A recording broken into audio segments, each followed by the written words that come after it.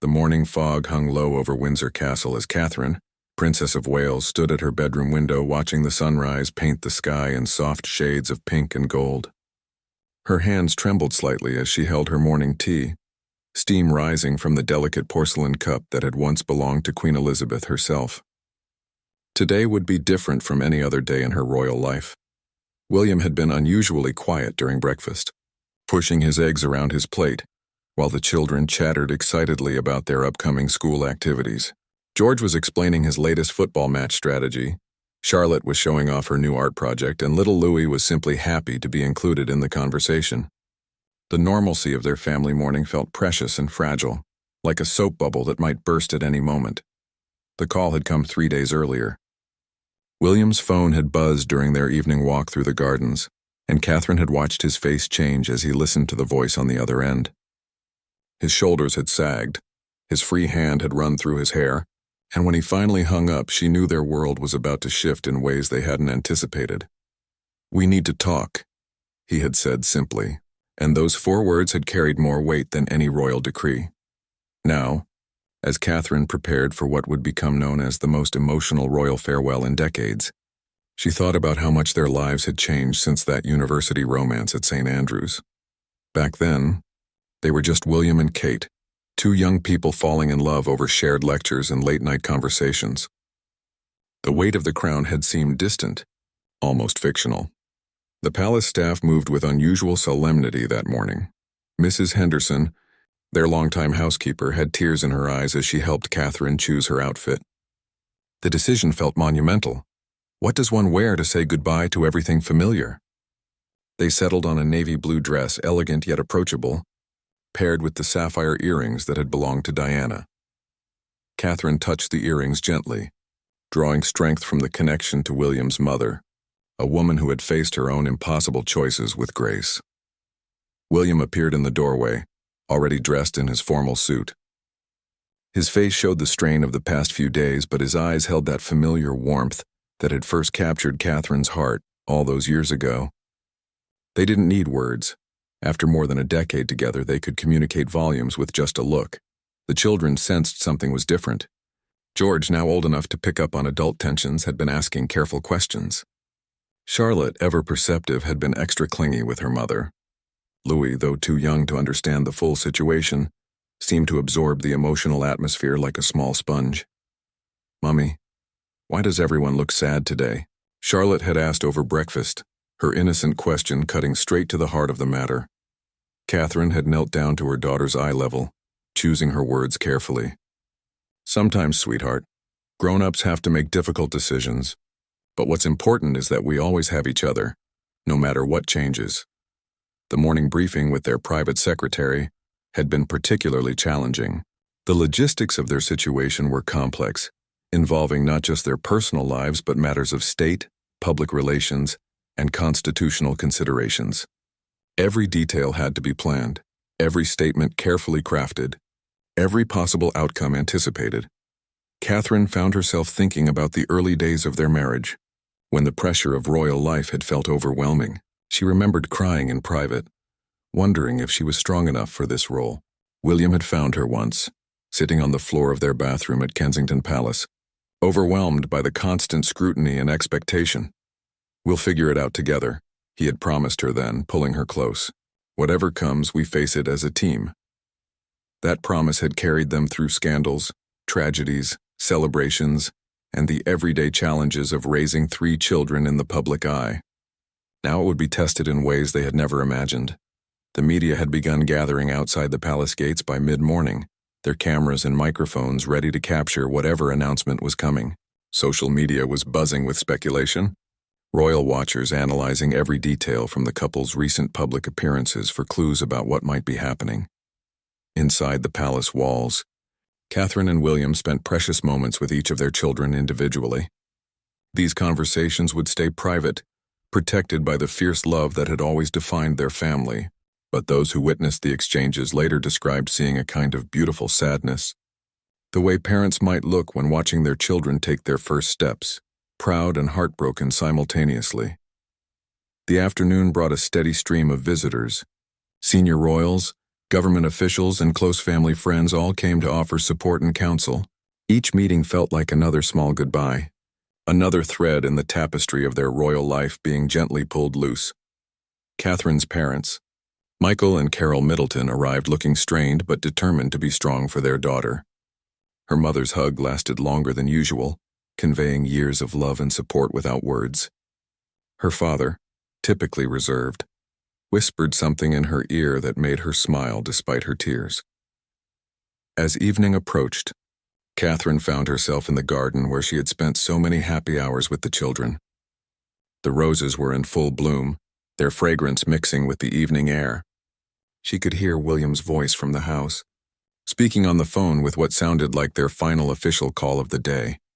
The weight of what tomorrow would bring pressed down on her shoulders, but alongside the sadness was something else, a strange sense of relief. The decision had been made, and while it would change everything, it had been made with love at its center. William appeared beside her as the sun began to set, slipping his hand into hers with the easy familiarity of their long partnership. Together they stood in the garden of their home, watching the sky turn from gold to deep purple, each lost in their own thoughts about the journey that had brought them to this moment and the uncertain path that lay ahead. Neither spoke, but both understood that this quiet moment together was perhaps the most important of all. A pause before everything changed, a breath before they stepped into whatever came next, still together, still committed to the love that had started it all. The decision had been brewing for months, though neither William nor Catherine had wanted to admit it to themselves. It started with small moments, Catherine finding herself exhausted after public engagements that once energized her, William staring out windows during meetings instead of focusing on constitutional matters, both of them lying awake at night wondering if there was another way to live. The turning point came during a family holiday in Scotland. They had escaped to Balmoral for what was supposed to be a relaxing week with the children, away from the cameras and constant demands of royal duty. But even there, surrounded by the wild beauty of the Highlands, William couldn't shake the feeling that something fundamental had shifted inside him. He found Catherine one morning sitting by the loch, skipping stones across the still water while the children played nearby. The early morning mist created an almost magical atmosphere, and for a moment he could imagine they were just any ordinary family on vacation. "Do you ever wonder what it would be like?" he asked, settling beside her on the rocky shore. Catherine didn't need him to elaborate. She had been having the same thoughts, the same quiet yearning for something different. Every day, she admitted, her voice barely above a whisper. The conversation that followed changed everything. They talked about their children's happiness, about the kind of parents they wanted to be, about the difference between duty and choice. William spoke about his father's decades of waiting, about the weight of expectation that had shaped every day of his life since birth. "I watch George sometimes," William said, throwing a stone that skipped 5 times across the water. "He's only 11, but I can already see him calculating his words, thinking about how his actions might be perceived." "He shouldn't have to live like that, not yet," Catherine nodded, thinking about Charlotte's recent question about why she couldn't have playdates like normal children, why there always had to be security officers and careful planning for the simplest activities. "They deserve to have a childhood that belongs to them," she said. The idea that had been forming in both their minds for months finally took shape during that conversation. It wasn't about abandoning duty or responsibility. It was about redefining what those concepts meant for their family. William would remain second in line to the throne, but they would step back from active royal duties, creating space for their children to grow up with more freedom and choice. The weeks following their return from Scotland were filled with careful planning and difficult conversations. William's first call was to his father, King Charles, a conversation that lasted nearly 3 hours and left both men emotionally drained. Charles understood his son's position better than anyone might expect. He had spent his own decades yearning for a different kind of life before accepting his destiny. "I want you to be happy," Charles had told his son during their private meeting at Clarence House. "But I also need you to understand what this means for the family, for the institution." The discussions with senior palace officials were more challenging. Constitutional experts had to be consulted, precedents examined, public relations strategies developed. The idea of a senior royal voluntarily stepping back from duties was almost unprecedented in modern times. and the implications rippled through every aspect of royal protocol. Catherine found herself researching other royal families, looking for examples of how similar transitions had been handled. She spent hours reading about European royals who had found ways to balance family life with royal obligations, though none of the situations were quite comparable to theirs. The most difficult conversations were with Queen Camilla, who had become an unexpected source of wisdom and support for Catherine over the years. Camilla understood better than most the challenges of marrying into the royal family later in life, and she listened without judgment as Catherine explained their reasoning. "You know," Camilla said during one of their private talks, "there's something to be said for choosing your battles. Not every hill is worth dying on, and sometimes the most courageous thing is knowing when to step back." The children were told gradually, in age-appropriate conversations that emphasized continuity and love, rather than dramatic change. George, as the eldest, received the most detailed explanation. He listened seriously, asked thoughtful questions about what it would mean for his own future, and surprised his parents with his maturity. "Will I still be a prince?" he asked, and when William assured him that wouldn't change, George nodded thoughtfully. "Good. But does this mean I can try out for the school football team without everyone making a big fuss about it?" Charlotte's main concern was whether they would still live in the same house and whether she could keep her riding lessons. Louis, at his young age, was simply happy that Mummy and Daddy seemed less stressed during bedtime stories. The legal and constitutional aspects proved more complex than anyone had initially anticipated. Meetings with government officials, constitutional lawyers, and palace staff stretched on for weeks. Every detail had to be carefully considered, from their titles and residences to their security arrangements and public roles. Catherine threw herself into the planning with characteristic determination. She researched private schools where the children could have more normal experiences, looked into homes where they might live with greater privacy, and began the emotional process of deciding which royal patronages and charities she would reluctantly have to give up. The hardest part was telling the organizations and charities she had worked with for years. These weren't just professional obligations. They were causes she cared deeply about, people who had become friends, work that gave her genuine satisfaction. Each conversation felt like a small betrayal, even though everyone expressed understanding and support. One particularly difficult meeting was with the Children's Hospital, where Catherine had been patron for 5 years. The head of pediatric care, Dr. Sarah Mitchell, had become a close friend, and Catherine had spent countless hours visiting young patients and supporting their families. "We understand," Dr. Mitchell assured her, though tears were visible in her eyes. "You've given so much to these children already. Now it's time to focus on your own." As the weeks passed, word began to leak despite their careful discretion. Royal correspondents started asking pointed questions, social media speculation intensified, and the pressure to make an official announcement grew stronger each day. William and Catherine found themselves stealing moments of peace wherever they could. Quiet walks in private gardens, late-night conversations after the children were asleep, shared glances across rooms full of officials and advisors. These moments reminded them why they were making this choice and gave them strength to face whatever came.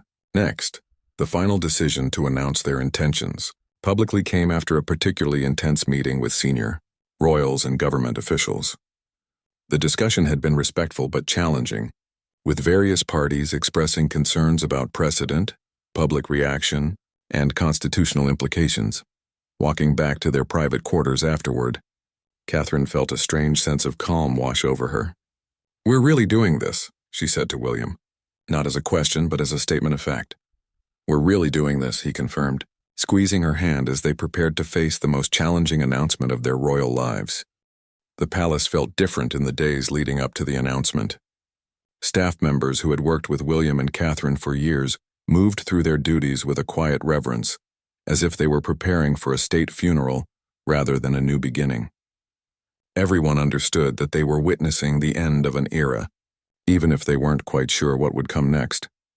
Catherine found herself walking through rooms she had once taken for granted, noticing details that had become invisible through familiarity. The way morning light streamed through the windows of the drawing room where she had hosted countless charity meetings. The worn spot on the carpet in the nursery where she had rocked Louis to sleep during his first difficult months. The view from William's study window, where he had stood during so many phone calls with government officials and fellow royals. The official photographer arrived to take what would be their final formal portraits as active senior royals. The session was supposed to be straightforward, but everyone involved seemed to understand the historical significance of the moment. The photographer, Marcus Whitley, had captured their engagement photos, their wedding portraits, and countless official images over the years. Today felt different.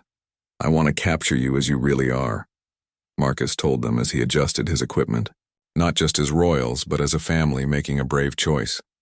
The children were included in some of the portraits, though they were shielded from understanding the full weight of what was happening. To them, it was just another photo session, though they couldn't help but notice that Mummy and Daddy seemed to hug them a little longer, hold them a little closer during each shot. George, increasingly aware of the undercurrents of adult emotion around him, asked thoughtful questions between poses. "Mummy, why does everyone seem so sad if we're doing something good for our family?" Catherine knelt down to his level, smoothing his hair that had been carefully styled for the photos. "Sometimes, sweetheart, doing the right thing can still feel sad because it means saying goodbye to other things we loved. But that doesn't mean it's wrong." The process of deciding what to take with them and what to leave behind proved more emotional than either William or Catherine had anticipated. Personal items were easy: family photos, children's artwork, books they had accumulated over the years. But what about the gifts from foreign dignitaries, the artwork that had been loaned to them, the furniture that technically belonged to the crown? Catherine spent an afternoon going through her jewelry collection with the crown jeweler, determining which pieces were personal gifts and which were part of the royal collection. Touching each item brought back memories: the bracelet William had given her for their first anniversary, the necklace she had worn to Charlotte's christening, the earrings that had belonged to Queen Elizabeth and had been passed down to her as a sign of acceptance into the family. "These will always be part of your story," the jeweler assured her as they carefully catalogued each piece. "Even if you're not wearing them every day, they represent chapters of your life that no one can take away." William faced his own emotional sorting process in his study, going through years of correspondence, official documents, and personal mementos. He found the letter his grandmother had written him after his wedding, expressing her joy at seeing him so happy with Catherine. He found photos from their early official tours, when they had been so nervous about representing the crown properly that they had rehearsed their walkabouts in palace corridors. The most difficult task was explaining their decision to the extended family. Each conversation brought its own challenges and emotions. William's cousins, who had watched him struggle with the balance between duty and personal happiness for years, were largely supportive. But older relatives found it harder to understand how anyone could voluntarily step away from royal duty. "In my day, duty came first, always," William's great-aunt commented during a particularly tense family gathering. "Personal happiness was a luxury we couldn't afford."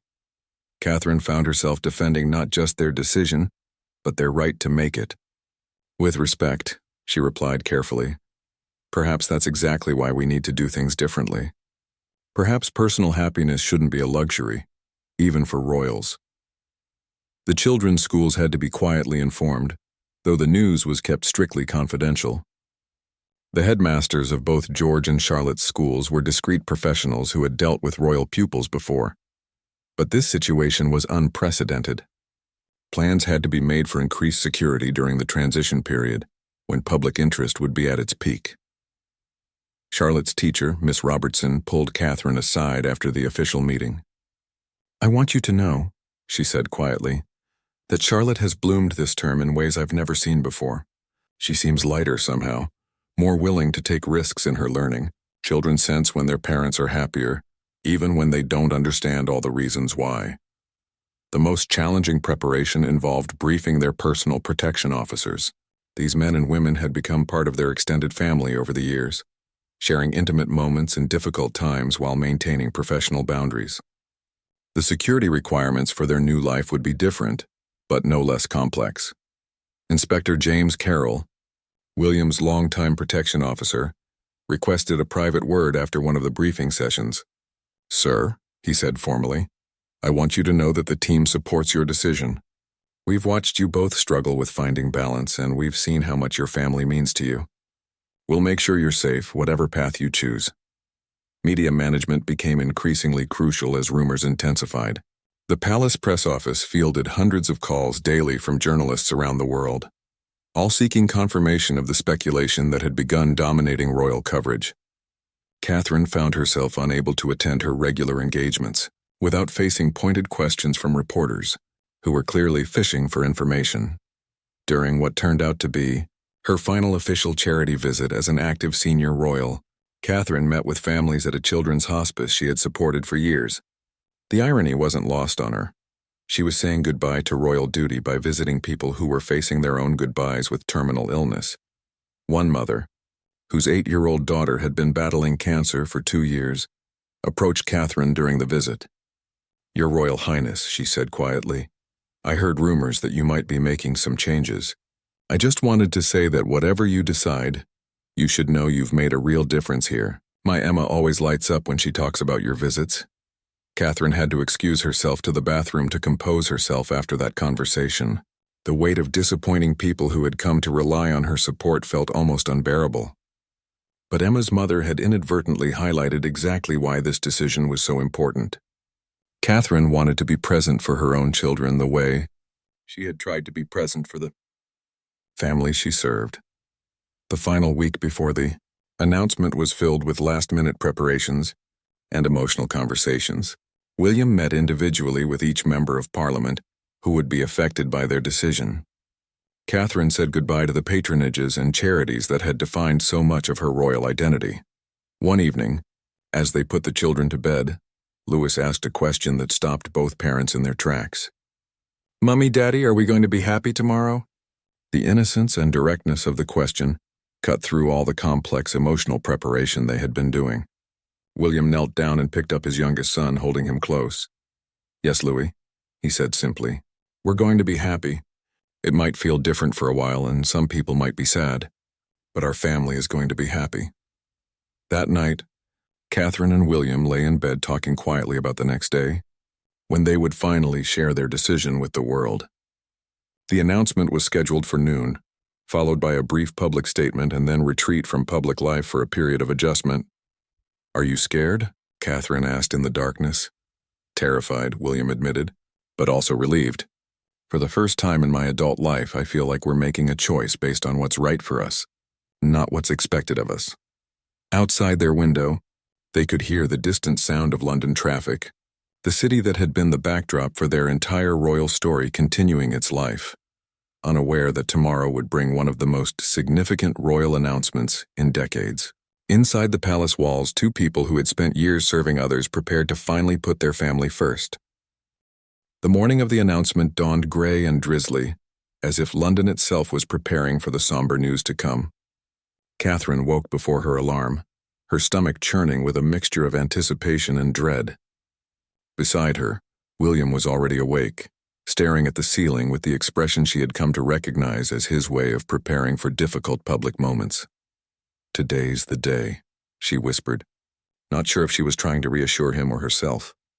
William turned to face her, and she saw in his eyes the same combination of fear and determination that had carried them through every major milestone of their relationship.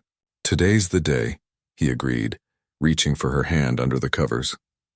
The children's breakfast was unusually quiet, even Louis seeming to sense the gravity in the air. George pushed his cereal around his bowl without eating much, while Charlotte kept glancing between her parents as if trying to decode the tension she could feel, but not understand. The family's morning routine felt precious and fragile, each ordinary moment taking on extraordinary significance.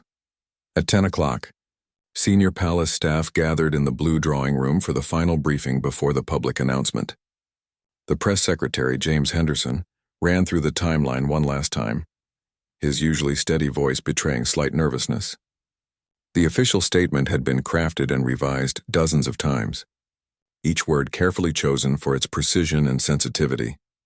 "The statement will be released simultaneously to all major news outlets at exactly 12 noon, Henderson explained, consulting his notes. "Their Royal Highnesses will then make a brief public appearance at 2 o'clock for photographs, but will not be taking questions from the press." Catherine nodded, her hands clasped tightly in her lap. She had spent years fielding questions from journalists, but today the idea of facing their scrutiny felt overwhelming. This wasn't about a new charity initiative or a fashion choice. This was about the most personal decision she and William had ever made as a couple. The Archbishop of Canterbury had requested a private meeting before the announcement. Arriving at the palace through a side entrance to avoid media attention, his conversation with William and Catherine was kept strictly confidential. But those who saw him leave described his expression as both understanding and deeply saddened. "He gave us his blessing," William told his father during their final phone call before the announcement. "He said that sometimes serving God means serving your family first, and that there's no shame in choosing love over duty when the choice is forced upon you." King Charles's voice was heavy with emotion as he responded, "Your mother would be proud of you both. She always said that the most important thing was to be true to yourself, even when the world expects something different." At 11:30, Catherine found herself standing in her dressing room, looking at her reflection in the mirror that had witnessed so many preparations for royal engagements over the years. She had chosen a simple black dress, elegant enough for the formality of the occasion, but understated enough to emphasize that this was about substance, not spectacle. Her dresser, Maria, had been with her for 7 years and had become much more than an employee. As Maria helped Catherine with her jewelry, simple pearl earrings that had belonged to her grandmother, both women struggled to maintain their composure. "It's been an honor, Your Royal Highness," Maria said quietly, her hands steady despite her obvious emotion. "Watching you grow into this role, seeing the difference you've made, it's been the privilege of my lifetime." Catherine turned to embrace the older woman, protocol forgotten in the face of genuine affection. "Thank you, Maria, for everything, for helping me become the person I needed to be for this role, and for understanding why I need to step away from it." In his own dressing room, William was having a similar moment with his valet, Thompson, who had served 3 generations of the royal family. The elderly man had dressed William for his wedding, for his children's christenings, for state dinners and charitable galas, and now for what might be his final official appearance as a senior working royal.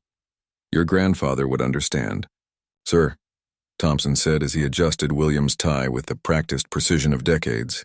"He always said that a man's first duty is to his family, even for royals. Perhaps especially for royals." The clock struck noon just as Catherine and William met in the corridor outside their private apartments. They could hear the distant sounds of increased activity throughout the palace as the statement was released to the world. Somewhere beyond these walls, newsrooms were erupting into controlled chaos. Journalists were scrambling to analyze every word, and the public was beginning to react to news that would dominate headlines around the globe. "There's no going back now," William said, offering Catherine his arm in the formal gesture they had performed hundreds of times before. "There's no going back now," she agreed, accepting his arm and drawing strength from the solid presence of the man who had been her anchor through every storm of their public life. They walked together through corridors lined with portraits of William's ancestors, past rooms where they had hosted world leaders and signed important documents, toward the press room where they would face the media for what many assumed would be the last time as active senior royals. The press room was packed beyond capacity, with camera crews and photographers cramming into every available space. The usual chatter that preceded royal appearances was notably absent. Everyone seemed to understand they were witnessing a historic moment. The atmosphere was charged with anticipation and barely contained excitement. When William and Catherine appeared, the room fell completely silent. They took their places behind a podium bearing the royal coat of arms, and for a moment they simply stood together, looking out at the assembled media with expressions that conveyed both dignity and vulnerability. William spoke first, his voice steady but carrying unmistakable emotion. "Catherine and I have made the decision to step back from our roles as senior working members of the royal family. This decision was not made lightly, and it comes after months of careful consideration and discussion with our family." He paused, his eyes finding Catherine's for a moment of silent support before continuing. "Our primary consideration has always been the well-being of our children and our ability to serve both the crown and our family to the best of our abilities. We have concluded that we can better serve both by stepping back from the daily demands of royal duty." Catherine's portion of the statement was brief, but deeply felt. "We are grateful for the opportunity we have had to serve, and we are committed to continuing our support of the causes and organizations that have become so important to us, albeit in a different capacity. We ask for your understanding and privacy as our family adjusts to this transition. The questions came immediately, shouted from every corner of the room despite the announcement that none would be taken. William and Catherine stood together for the required photographs, their expressions carefully composed despite the chaos erupting around them. Flashbulbs popped incessantly, and the sound of camera shutters created a constant background rhythm. After exactly 5 minutes, the time that had been agreed upon with the press, they turned and walked away together, leaving behind a room full of journalists scrambling to file their stories about one of the most significant royal developments in decades. Back in their private quarters, they could hear the distant sounds of the media reaction beginning to build outside the palace gates. Television helicopters circled overhead, and the phone system was overwhelmed with calls from news organizations around the world seeking additional comment. The children had been kept occupied by their nannies during the announcement, but now they gathered around their parents, sensing that something momentous had occurred. George, who had been following news coverage on his phone despite his parents' attempts to limit his exposure, looked between them with questions in his eyes. "It's done," William told his eldest son simply. "The world knows now, and we can start focusing on what comes next for our family." Charlotte climbed into Catherine's lap, not fully understanding what had happened but recognizing her mother's need for comfort. "Are we still princes and princesses?" she asked, her child's mind focusing on the concrete details she could grasp. "You'll always be princes and princesses," Catherine assured her, stroking her daughter's hair. "That's part of who you are, and it will never change. But now we get to decide what that means for our family." As evening fell over London, the full impact of their announcement began to unfold across traditional and social media. The palace released additional statements clarifying various constitutional and practical matters. But William and Catherine remained secluded with their children, finally able to focus on their family without the immediate pressure of public obligations. That night, as they put the children to bed, the house felt different, quieter somehow, as if a great weight had been lifted from its foundations. Tomorrow would bring new challenges and uncertainties. But tonight, for the first time in years, William and Catherine fell asleep knowing that their primary obligation was to each other and their children, not to the expectations of a nation. The reaction was immediate and overwhelming. Within minutes of the official announcement, social media platforms crashed under the weight of millions of people simultaneously sharing their thoughts, opinions, and emotions about William and Catherine's decision. News channels across the world interrupted their regular programming to broadcast special coverage, and newspaper editors scrambled to redesign their front pages for what would become one of the biggest royal stories of the century. Inside Kensington Palace, William and Catherine made the deliberate choice not to watch the news coverage or read social media reactions. They had anticipated that public opinion would be divided, and they knew that exposure to the inevitable criticism and speculation would only add to the emotional weight they were already carrying. Instead, they focused on their children, trying to maintain some semblance of normalcy during what was anything but a normal day. However, their staff couldn't help but provide updates on the public response, and the picture that emerged was as complex as they had expected. The initial reaction seemed to split along generational lines, with younger people largely expressing support and understanding, while older Britons were more likely to express disappointment and criticism. James Henderson, their press secretary, provided a carefully measured summary during an evening briefing. "The response has been intense but not uniformly negative," he reported, consulting his tablet filled with analysis from various news sources and polling data. "The hashtag supporting your decision is trending globally, but so is criticism from those who feel you're abandoning your duty." Social media told the story in real time. Twitter was flooded with messages of support from parents who understood the desire to prioritize family, from young people who admired their courage to choose happiness over obligation, and from those who had followed their relationship since their university days and wanted to see them thrive as individuals rather than just as royal figures. Finally, "Royals who choose love over duty," wrote one user whose message was shared thousands of times. "William and Kate are showing that you can honor your responsibilities while still putting your family first." But the criticism was equally passionate and far more visible in traditional media. Newspaper editorials condemned what they saw as a dereliction of duty, questioning whether William and Catherine understood the constitutional implications of their decision. Talk show hosts debated whether this represented a crisis for the monarchy itself, and royal experts appeared on every news channel to analyze the historical precedent and future ramifications. The most pointed criticism came from those who felt that William and Catherine had accepted the privileges of royal life without fully accepting its burdens. They lived in palaces, traveled the world, and enjoyed every benefit of royal status, one prominent columnist wrote. Now when the real work begins, they decide it's too hard and walk away. The international reaction added another layer of complexity. Commonwealth countries expressed concern about what this might mean for the monarchy's future role, while European royal families watched carefully to see how the British public would respond to such an unprecedented situation. American media, perhaps less burdened by traditional views of royal duty, were generally more supportive of the couple's right to choose their own path. King Charles issued a carefully worded statement through Buckingham Palace that evening, walking the delicate line between supporting his son and maintaining the dignity of the institution. The king understands and supports Prince William and Princess Catherine's decision to prioritize their family, while continuing to serve in ways that work best for their circumstances. The royal family respects their choice and wishes them well in this new chapter. The statement was analyzed word by constitutional experts, but those close to the family understood it as a father's public blessing of his son's difficult choice, even if that choice created challenges for the monarchy as a whole. Public polling conducted in the hours after the announcement showed the nation genuinely divided. 43% of respondents expressed support for William and Catherine's decision, while 38% opposed it, with the remainder undecided. The generational split was stark. 67% of those under 35 supported the decision, while only 28% of those over 65 did.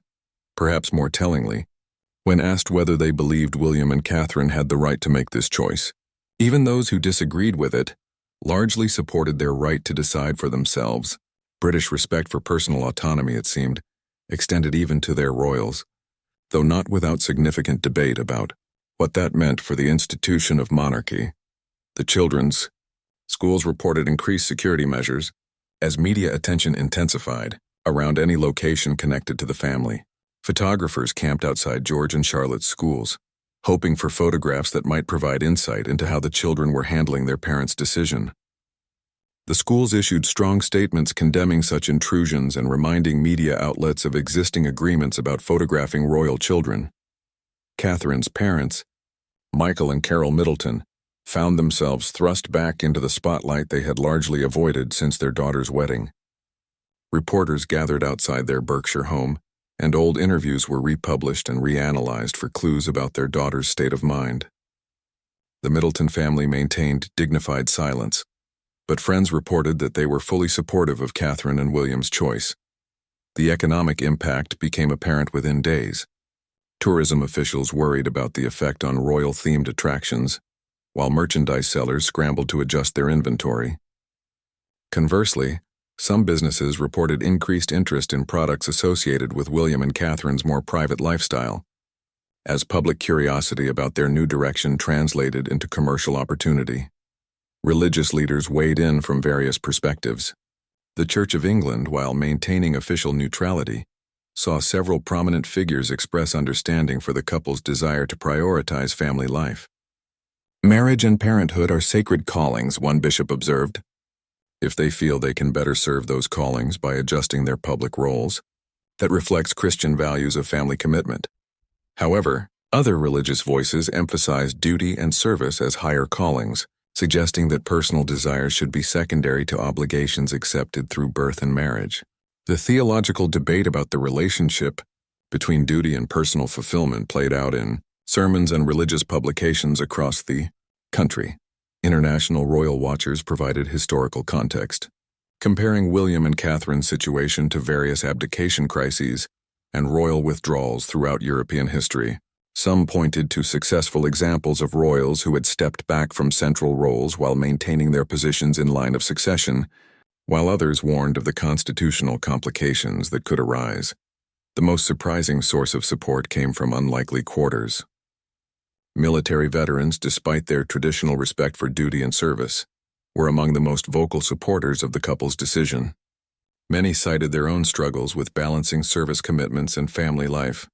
Expressing understanding for the impossible position William and Catherine had found themselves in. "I spent 3 tours overseas, serving my country," one veteran wrote in a letter that was widely circulated online. "I missed my children's birthdays, my wife struggled alone, and I thought that was what duty meant.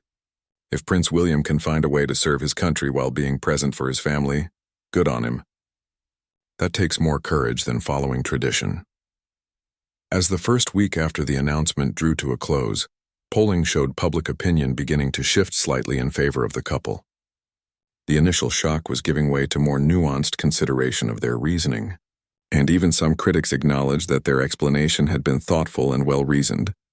Even if they disagreed with the conclusion, celebrity supporters began speaking out, with several high-profile figures sharing their own experiences of choosing family over career advancement. Social media campaigns supporting the couple gained momentum, with the royal choice trending globally as people shared their own stories of difficult decisions between duty and family. Perhaps most significantly, younger members of the royal family began subtly indicating their support. While official statements remained carefully neutral, body language experts noted the warm embraces and supportive gestures when family members appeared together at subsequent events. The palace received thousands of letters from around the world, with staff reporting that supportive messages outnumbered critical ones by a significant margin. Many letters came from parents expressing gratitude that such prominent figures had prioritized their children's well-being, while others came from people who had made similar difficult choices in their own lives. "Thank you for showing my daughter that it's okay to choose happiness," wrote one mother from Yorkshire. "She's been struggling with pressure to pursue a career that doesn't fulfill her, and seeing you both choose what's right for your family gives her permission to choose what's right for hers." As the immediate media frenzy began to settle into longer-term analysis and commentary, William and Catherine remained largely out of public view, focusing on their children and beginning the practical work of transitioning to their new roles. The public response had been everything they had expected: passionate, divided, complex, and ultimately very human in its range of emotions and opinions. The debate would continue for months, but in those first crucial days after their announcement, it became clear that while the nation might be divided on their choice, there was overwhelming respect for their right to make it, and growing understanding of the impossible pressures that had led them to this decision. 2 weeks after the announcement, William and Catherine prepared for what would be their final official engagement as senior working royals. The location was deeply symbolic: the same children's hospital where Catherine had made her first official solo visit as a newlywed princess over a decade earlier. The circle was closing, and everyone involved understood the profound significance of this goodbye. The morning began with unusual quietness at Kensington Palace. The children had been sent to stay with Catherine's parents, sparing them from what promised to be an emotionally charged day. Catherine stood in her dressing room one last time as a working royal, looking at the formal outfit that had been chosen for the occasion: a soft blue dress that matched the hospital's charity colors, paired with the diamond brooch that had been a wedding gift from Queen Elizabeth. "This feels surreal," she confided to William as they prepared to leave the palace. "I keep expecting to wake up and find out this was all just a very vivid dream." William adjusted his tie in the mirror, his movements automatic after years of formal engagements, but his eyes reflected the weight of the moment. "I dreamed about my mother last night," he said quietly. "She was smiling and telling me that sometimes the bravest thing you can do is walk away from what everyone expects of you."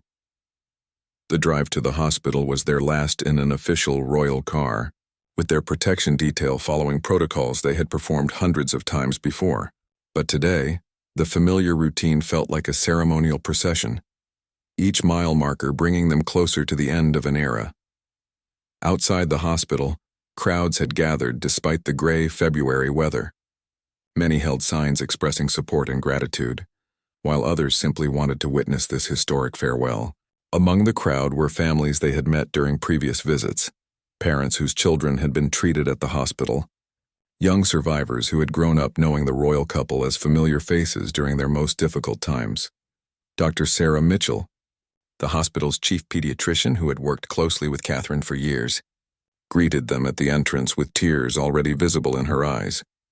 "Your Royal Highnesses," she said formally, then abandoned protocol to embrace Catherine warmly. "We can't thank you enough for everything you've given to these children and families." The visit followed a familiar pattern: touring new facilities, meeting with staff, and most importantly, spending time with young patients and their families. But every interaction carried added emotional weight. Knowing it would be the last of its kind, Catherine found herself lingering longer at each bedside. William spending extra time listening to stories from teenage patients who had grown up seeing him as a constant, reassuring presence during their treatment. In the oncology ward, they met 8-year-old Emma, whose mother had spoken to Catherine during an earlier visit about how much the royal attention meant to her daughter. Emma, now in remission after a long battle with leukemia, had prepared a special gift, a drawing showing Catherine and William with their children, surrounded by hearts and flowers. "I drew this because you made me feel special when I was scared," Emma explained, her small voice carrying the wisdom that often comes with childhood illness. "My mummy said you're going to spend more time with your own children now, and I think that's good. Everyone deserves to have their mummy and daddy close." Catherine knelt down to Emma's eye level, accepting the drawing with hands that trembled slightly with emotion. "Thank you, sweetheart. This is the most beautiful gift anyone has ever given me, and I'm going to treasure it forever." The final part of their visit was a meeting with hospital staff in the main conference room. These were people who had worked alongside Catherine for years, who had seen her evolution from a nervous new princess to a confident advocate for children's health care. The room was packed with doctors, nurses, administrators, and volunteers, all wanting to be part of this farewell. William spoke first, his voice steady but filled with genuine emotion. "When we began this journey, we promised to serve to the best of our abilities. Today, we believe we're continuing that service by being honest about our family's needs and making the difficult choice to prioritize our children while we continue supporting causes like this in different ways." Dr. Mitchell presented them with a specially commissioned piece of art, a mosaic made from artwork created by patients over the years, incorporating themes and images that had emerged repeatedly in their interactions with sick children. At the center was a simple message in children's handwriting: "Thank you for caring." Catherine's portion of the farewell was shorter but deeply personal. "This hospital has been my classroom in learning what it means to serve," she said, her voice catching slightly. "Every child I've met here has taught me something about courage, about resilience, about the importance of hope. You've made me a better person and a better mother."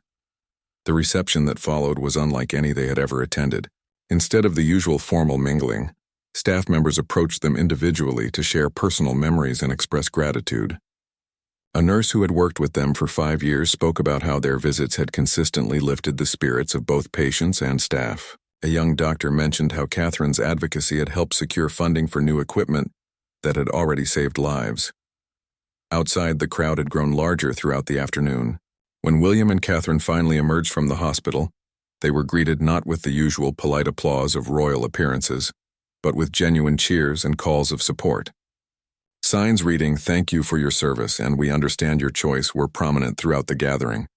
They paused to accept flowers from children in the crowd, to shake hands with supporters who had waited hours in the cold, and to acknowledge the outpouring of affection that made clear how much their years of service had meant to ordinary people. One elderly woman pressed a handwritten note into Catherine's hand, whispering, "You've been a wonderful princess. Now go be a wonderful mummy." The drive back to Kensington Palace was quiet, both William and Catherine lost in their own thoughts about what they had just experienced. The flowers they had been given filled the car with a sweet fragrance that seemed to symbolize both endings and new beginnings.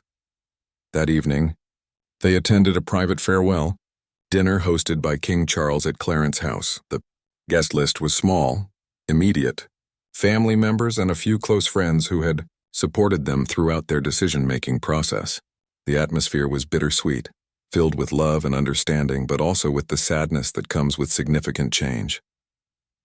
Charles raised a toast during dinner, his words carefully chosen but clearly heartfelt, to William and Catherine, who have served with distinction and are now embarking on their greatest service of all, being present for their children.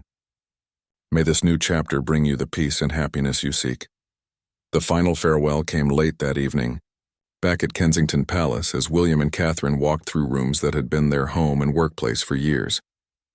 Tomorrow they would begin the process of moving to a more private residence, leaving behind not just a house but a way of life that had defined their adult years. In the nursery where they had raised their 3 children, Catherine paused beside the window where she had so often stood during late-night feedings, looking out at the London lights and wondering about the future. "I'll miss parts of this," she admitted to William. "Not the pressure or the scrutiny, but the sense of purpose, the feeling that we were making a difference." William joined her at the window, slipping his arm around her waist in the gesture that had provided comfort through countless challenges. "We were making a difference," he assured her. "And we'll continue making a difference, just in different ways. Today proved that, did you see the faces of those families? What we gave them doesn't disappear just because we're changing roles." As they prepared for bed on their final night as working senior royals, both understood that they were closing one chapter of their lives while opening another. The farewell had been everything they had hoped, dignified, meaningful, and filled with genuine love from people whose lives they had touched. Outside their window, London continued its eternal rhythm, unaware that 2 of its most visible residents had just completed their final official act of service, in roles that had defined not just their public personas, but their private identities for over a decade. Tomorrow would bring new challenges and new freedoms, but tonight belonged to reflection on a farewell that had shown them just how much their years of service had meant, both to others and to themselves. 6 months later, William and Catherine sat in the garden of their new home, watching their children play in a way they had rarely been able to do during their years as senior working royals. The house was smaller than their palace residences, but it was theirs in a way that royal properties had never been, chosen by them, decorated according to their preferences, and filled with the comfortable chaos of a family truly living rather than merely residing. George was teaching Louis how to kick a football properly, while Charlotte practiced cartwheels on the grass, occasionally calling out, "Watch this!" to her parents. The scene was utterly ordinary and completely precious, representing everything William and Catherine had hoped to gain when they made their difficult decision. The transition had not been without challenges. The first months had brought practical difficulties they hadn't fully anticipated. Finding the right schools for the children, adjusting to different security arrangements, and establishing new routines without the structure that royal duties had provided. There had been moments of doubt, particularly during the media storm that followed their move, when both wondered if they had made the right choice. But gradually, their new life had found its rhythm. William had taken on a role with a conservation charity, work that utilized his passion for environmental protection while allowing him flexibility to be present for family milestones. Catherine had established a foundation focused on early childhood development, continuing her advocacy work, but on her own terms and schedule. "Daddy, come play with us," Louis called from across the garden, and William immediately put down the book he had been reading and joined his children's game. Catherine watched the scene with a contentment she hadn't felt in years. Not the satisfaction of duty fulfilled, but the deeper peace of priorities aligned. The public had largely moved on from the initial shock of their decision, though interest remained high whenever they made rare public appearances. Opinion polls showed that support for their choice had grown over time, particularly as people observed how much happier they seemed and how well their children appeared to be thriving. The most significant vindication of their decision had come from an unexpected source. A study conducted by child psychologists showed that George, Charlotte, and Louis all demonstrated improved emotional well-being and academic performance in the months following their parents' transition. The children were described as more confident, more willing to take social risks, and more engaged in their learning. "They're just more relaxed," Charlotte's teacher had told Catherine during a recent parent conference. "She's always been a lovely child, but now she seems free to be silly sometimes, to make mistakes without worrying about how they might be perceived. It's beautiful to watch." George, now nearly 12 and increasingly aware of what his parents had given up for their family, had surprised them both with his maturity in discussing the changes. During a family walk the previous weekend, he had asked direct questions about what their decision meant for his own future role as a potential king. "I understand why you did it," he had told them. walking between his parents with a confidence that reminded Catherine of William at that age. "And I want you to know that I'm glad you chose us. When it's my turn to make these kinds of decisions, I hope I'll be as brave as you were." The words had moved both parents to tears, confirming what they had hoped but hadn't dared expect, that their children understood and respected the sacrifice their parents had made for their benefit. Catherine's relationship with her royal patronages had evolved rather than ended. While she could no longer serve as patron in an official capacity, many organizations had created special advisory roles that allowed her to continue her involvement without the formal obligations. The Children's Hospital, where she had made her final official visit, had established the Catherine Foundation, funding programs that reflected her years of advocacy work. "You're still making a difference," Dr. Mitchell had assured her during a recent private visit. "If anything, your influence has grown because people see that your commitment was genuine, not just about fulfilling royal obligations." William had found unexpected satisfaction in his environmental work, particularly in projects that took him to remote locations, where his royal background was less relevant than his passion for conservation. He had recently returned from a month-long research expedition to Antarctica, an opportunity that would have been impossible during his years of constant royal duties. "I feel like I'm contributing something real," he had told Catherine after returning from the trip. Still energized by the work and the colleagues he had met, not just showing up and cutting ribbons, but actually participating in work that matters. Their marriage had strengthened in ways neither had anticipated. Without the constant pressure of public scrutiny and competing obligations, they had rediscovered the friendship that had first brought them together at university.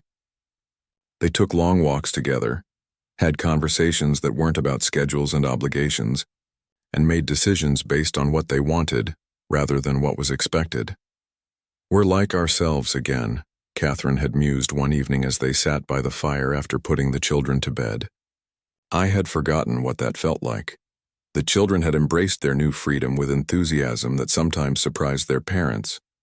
Charlotte had joined the school's drama club and discovered a talent for acting that might never have emerged under the constraints of royal protocol. Louis had made friends with neighboring children and regularly disappeared for hours of unsupervised play that would have been impossible at Kensington Palace. Most significantly, all three children had begun expressing their own opinions and interests more freely, no longer automatically deferring to what might be most appropriate for young royals. George had declared his intention to study marine biology.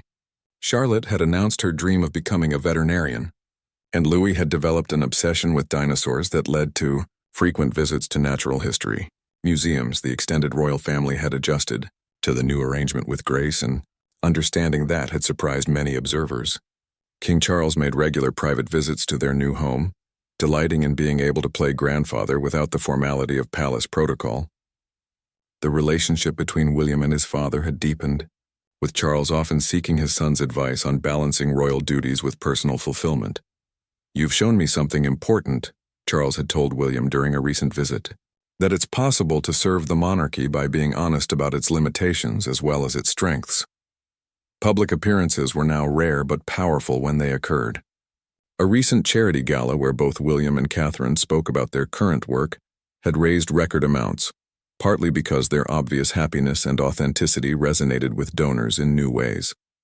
They were no longer performing royal roles, they were simply being themselves while supporting causes they genuinely cared about. The media relationship had transformed as well. Without the obligation to provide regular access, William and Catherine could be more selective about interactions with journalists, resulting in fewer but more meaningful interviews and features. A recent documentary about their transition had shown them as they truly were, a couple who had made a difficult choice and were thriving because of it. As the sun began to set over their garden, Catherine called the children in for dinner. The scene was wonderfully chaotic. Muddy shoes kicked off at the door, excited chatter about the day's adventures, the comfortable disorder of a family truly at home. That evening, after the children were asleep, William and Catherine sat together on their back porch, listening to the sounds of their neighborhood settling into night. There were no official functions to prepare for tomorrow, no speeches to review, no royal protocols to consider. "Do you ever regret it?" Catherine asked, the question she had posed occasionally during their first months of transition. William considered the question seriously. as he always did. "I regret that we couldn't find a way to serve the crown while also being the parents our children needed," he said finally. "But I don't regret choosing our family. Looking at our children now, seeing how they're flourishing, knowing that we'll be present for all their important moments. No, I don't regret it." Catherine nodded, watching fireflies begin their evening dance in the garden where her children played freely every day. "I think we gave up being the royals everyone expected us to be," she said thoughtfully. "But we became the parents our children needed us to be, and the people we needed to be for ourselves."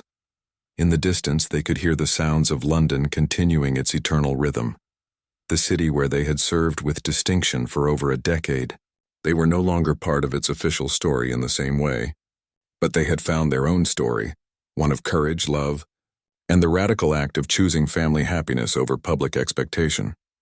Their farewell to royal duty had indeed shaken Britain, challenging assumptions about duty, service, and the price of public life. But their new beginning had shown something equally important, that sometimes the most profound service comes from being true to yourself and the people you love most, even when that truth requires walking away from everything others expect you to be. As they prepared for bed in their own home, surrounded by their sleeping children and filled with plans for tomorrow's ordinary adventures, William and Catherine knew they had chosen well. The farewell had been heartbreaking, but the new beginning was everything they had hoped it could be.